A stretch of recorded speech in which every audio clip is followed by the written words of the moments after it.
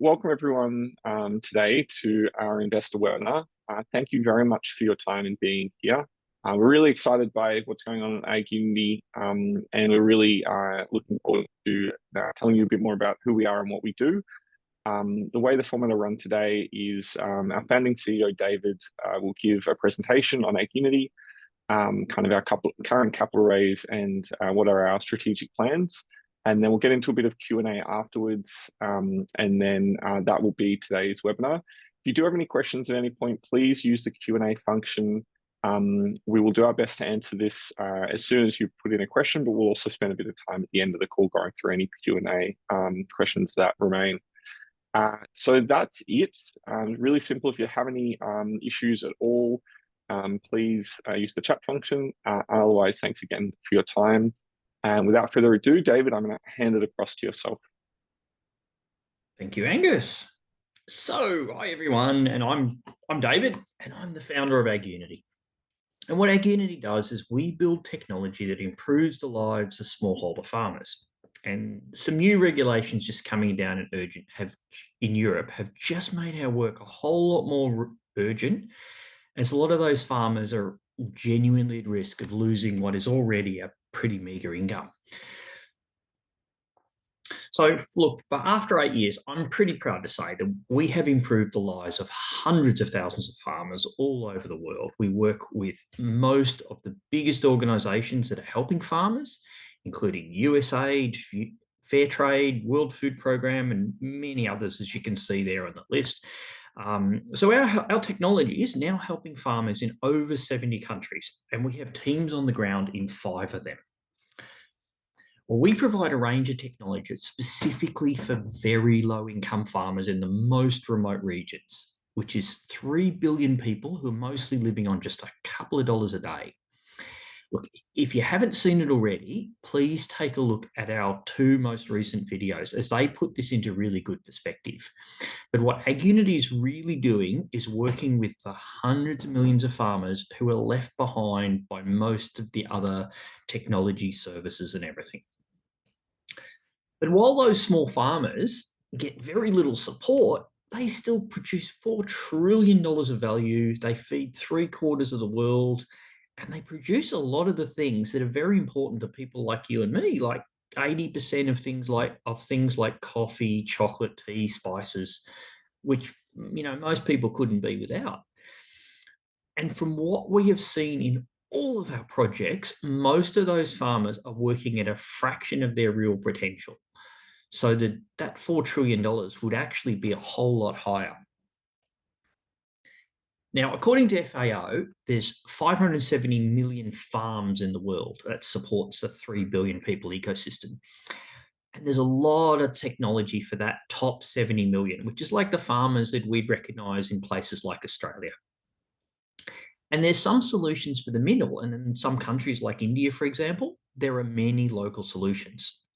But apart from us, there's pretty much next to nothing for the remote villages in the less developed countries.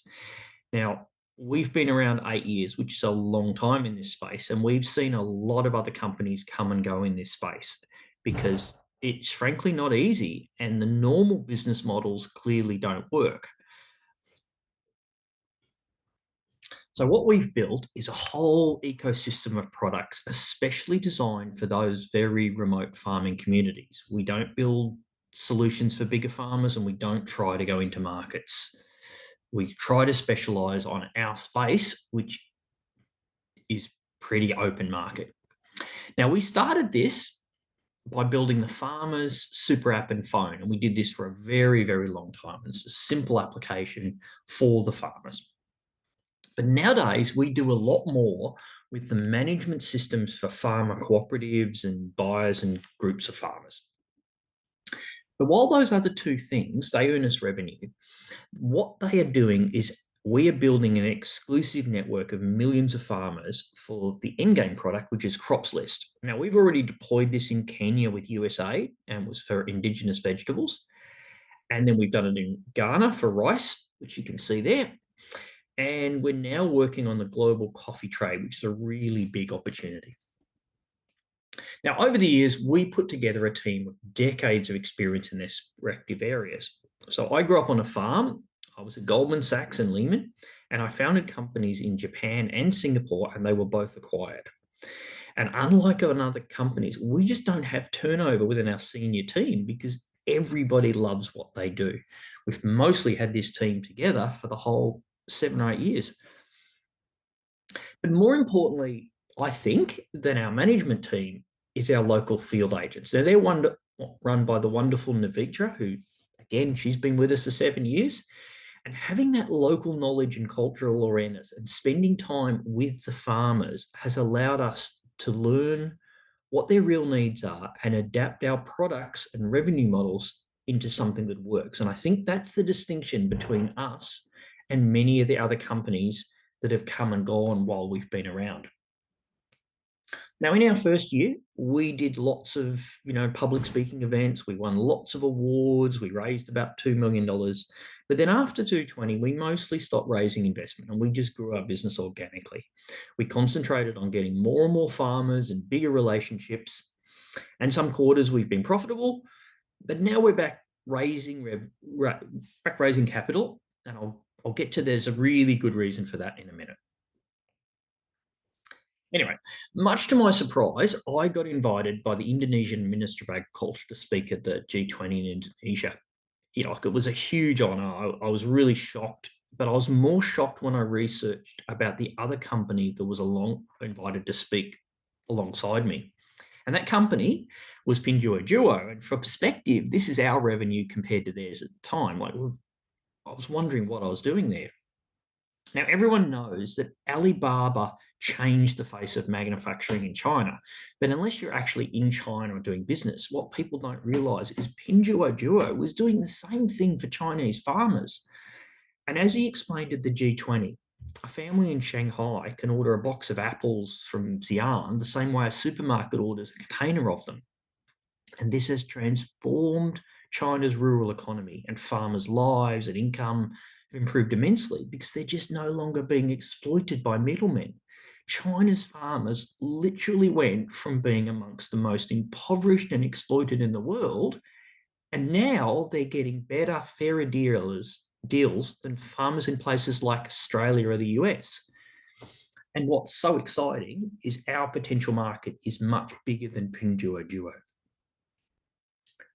So it turned out that the Minister of Agriculture wanted to tell a particular story to the G20, and that was for other companies like Indonesia to sort of follow the lead of what China has done with Pinduoduo.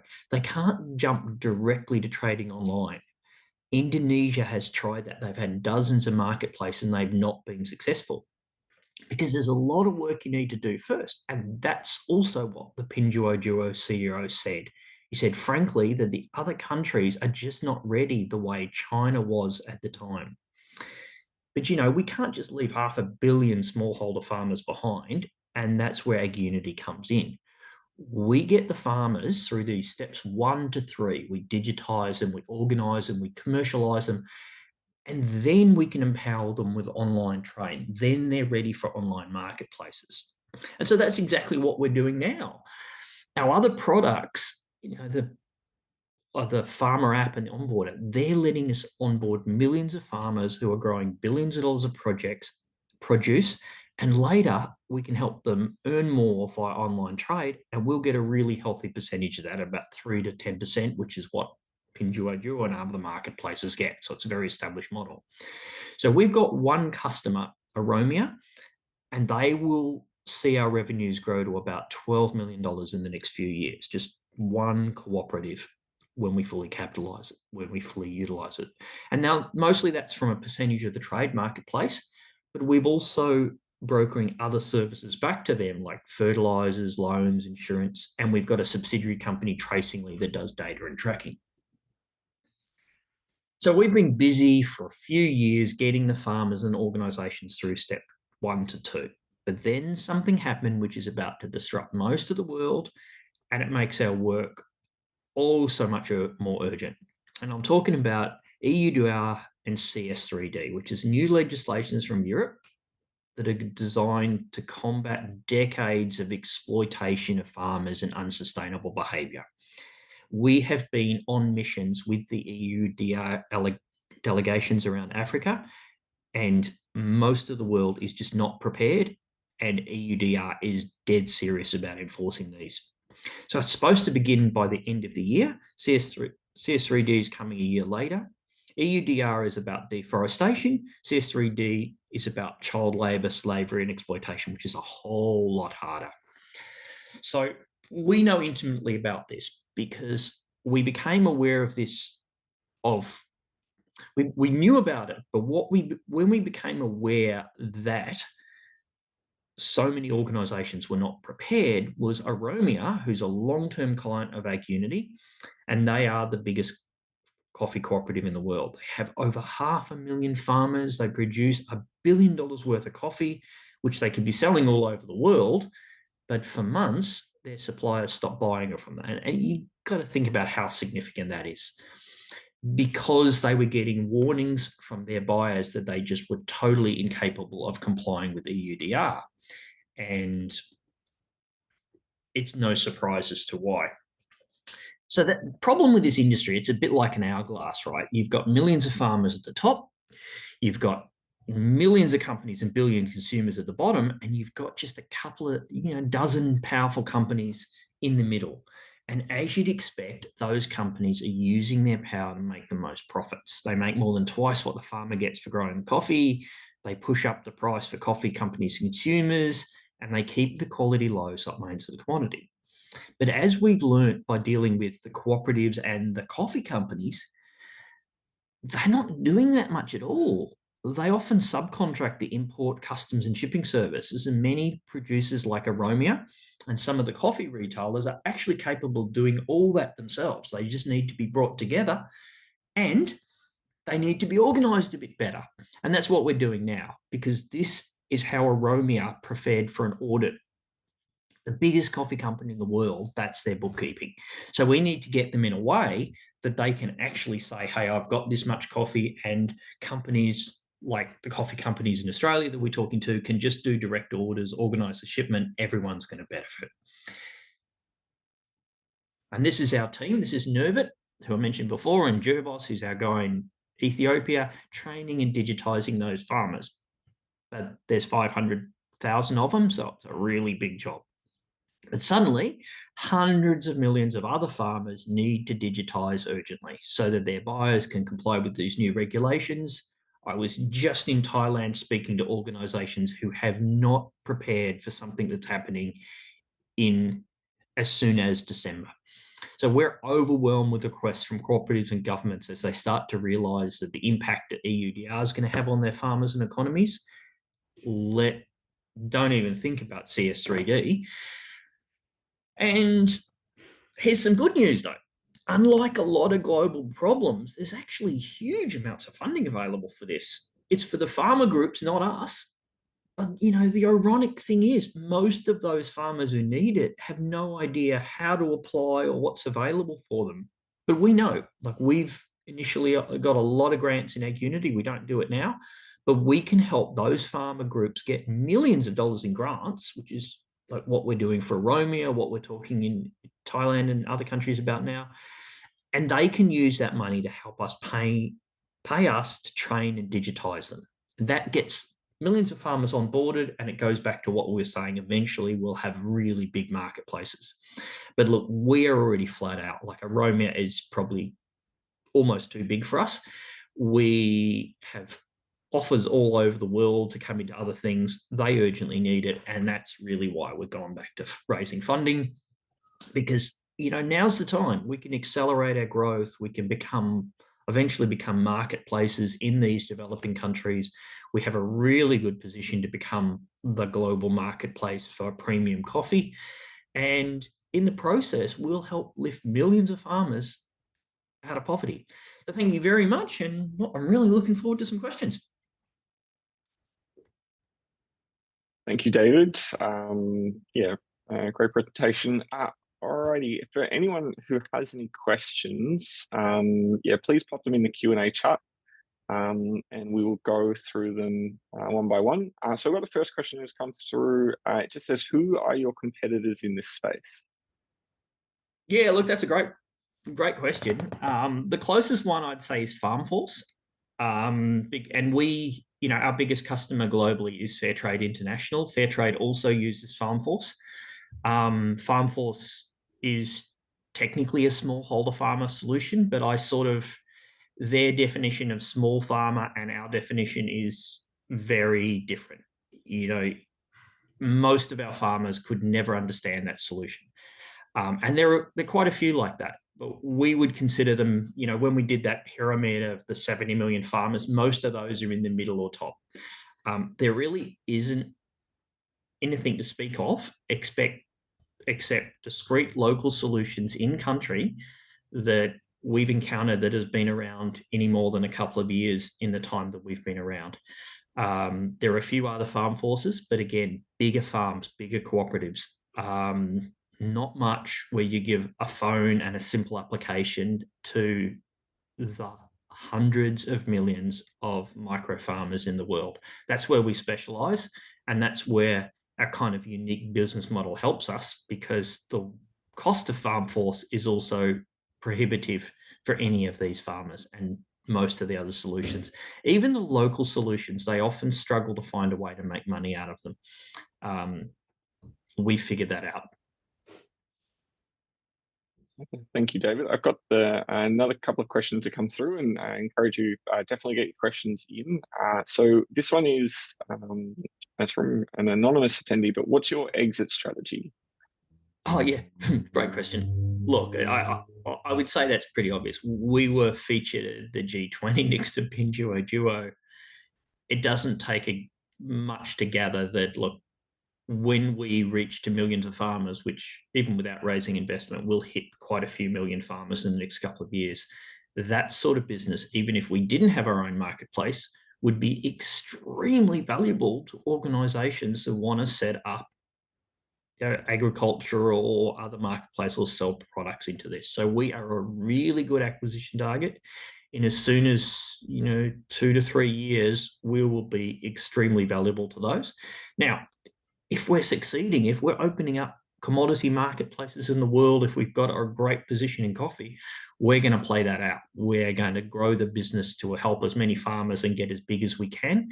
But I don't think we're very far off having serious interest in acquiring our company to access the market, or a partial acquisition, which would give the early investors a good way to come out.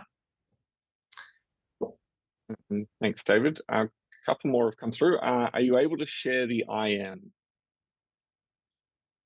Yeah. We have Angus, you usually answer that. Yeah, I can field that one. So yes, definitely. So what we will do for all attendees post-webinar, I will send you some links. We've got a data room.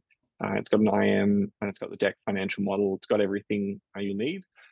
So yeah, you'll get an email following this webinar, and if you've got any questions on that, you can reach out to myself and or David. Another question comes through. Can you tell us more about the projects you have already done? There's lots of them, and they're very diverse. So, for example, we did a big project in Kenya. Oh, actually, let's go right back. Our first ever project was in Kenya with wheat farmers. That was only a small group of farmers, but basically by removing a bunch of obvious inefficiencies, we saw that group of farmers triple their income. We did projects in New Guinea early on, similar sorts of results, because there is and that was in cocoa industry. There is so much waste in cocoa. So much of the cocoa of small farmers, they've harvested, they put it in a bag, and they hope someone turns up to buy it. And very often it just rots. So what a lot of people from developing world sort of may never have experienced is things in local communities are often so dysfunctional that it's very, very easy. And it's not us doing it. Like, we're giving them the tools and they're doing it themselves. It's very, very easy for those farmers to lift their incomes. Some of the bigger projects we've done are really exciting. So we did this project in Kenya, which is what started our foray into the cropsless marketplace. That was helping farmers that grew indigenous local vegetables, who really couldn't find a market for them anymore. They're in rural areas. No one was, buying enough of their product. They weren't sure if they should grow the good vegetables. Instead, they're growing, switching to things like corn and sugarcane, which are horrible crops. We worked on a project with Virginia Tech and USAID. Now, Virginia Tech has written a wonderful 80+ page case study on this about how it transformed the farmers' livelihoods. Suddenly, those farmers were able to, advise that they had these products and organize, organizations like supermarkets in urban areas were coming and getting them so they could have the products on the shelves that the Kenyan people really wanted to have, but just, the people in urban areas couldn't get them and the people in farming areas couldn't sell them. Simple problem, but really great result. Now, that project is that was essentially a pilot, and now USAID has got I think a $40 million proposal for transforming agriculture in Kenya. If that goes ahead, which we very much think it will, we will be at the center of that. It includes like digital literacy and lots of other things, but Agunity is right at the center of a big transformation project in Kenya, which should start the next couple of years. So that's a really exciting one. Introducing rice creating in Ghana, fantastic. We've done lots of projects in Indonesia and Papua New Guinea. Some of them in Indonesia Papua New Guinea were really interesting. Like we actually started trading vanilla ourselves in order to get things moving. But we were replacing situations where the farmers had the people buying the vanilla used to have to drive around in a truck with a bag of cash and machine guns. We made that so the farmers could hand over their crops and get paid digitally. Really great. We work with UNCDF on that one. And then, of course, the most important project, we've been working in Ethiopia for nearly 7 years now. We first started with World Food Programme. We've been projects with Agriterra, GIZ, and then finally we developed the trust of the biggest coffee cooperative in the world, Oromia. And we started working with Oromia, but then when Oromia became aware of how difficult it would be for them to comply with EUDR, and if they couldn't, they were going to get much lower prices and struggle to sell their coffee. We started firstly helping them get grants from an organization called ITC in Switzerland that provides technical support grants. And now we're in a massive multi-year project to digitize 500,000 farmers and $1 billion worth of project. And there's a lot more beside that as well. Thanks, David. We've got 2 more questions, and we'll see if there's any more questions, and otherwise we will get to the end of the webinar. What are the biggest challenges Agunity faces in scaling its solutions across different regions and markets? Yeah, look, it's a slow start. Like I just said, took us, we started in Ethiopia and it took us 7 years. We were there, we've been there 7 years, and then after 6, a massive opportunity developed. EUDR is going to accelerate that. C3DS is going to accelerate it beyond belief. So there's plenty of opportunities, but you've often got to go into a market, establish trust, get pilot programs going. They cost some money. We have to get people on the ground. We have to do things. So there's a bit of an investment in the country, and that can happen quite a while before the company really starts to pay off for us. So it's a long result. So that's really our challenge. And that's why the only reason we're back raising capital. We were growing pretty okay for the last couple of years, just growing more farmers. We wouldn't be raising capital unless there was a dire opportunity. We realized that there was a lot more markets that we need to be in. We do need to grow because they really need us, and there's not a lot of others that know what they're doing in complying and helping small farmer groups comply with these regulations. So yeah, that's the biggest challenge, just being in lots of places, having people on the ground, and having to wait a while before they deliver meaningful results to us. All right, and then we've got what is the core business model for Agunity, and how does it generate revenue while staying true to its impact mission? Yeah, look, it's twofold. So ultimately, marketplaces, look what Pinduoduo did for farmers in China. We'd love to see that happen across the coffee industry, take out the big players that are profiteering from it, and just hook coffee companies up with organizations like Aromia. Everybody will benefit. Farmers will do better. The farmers will be motivated to grow better coffee, and we'll be able to make a really good profit on that. To get there, we have to have millions of farmers on our platforms.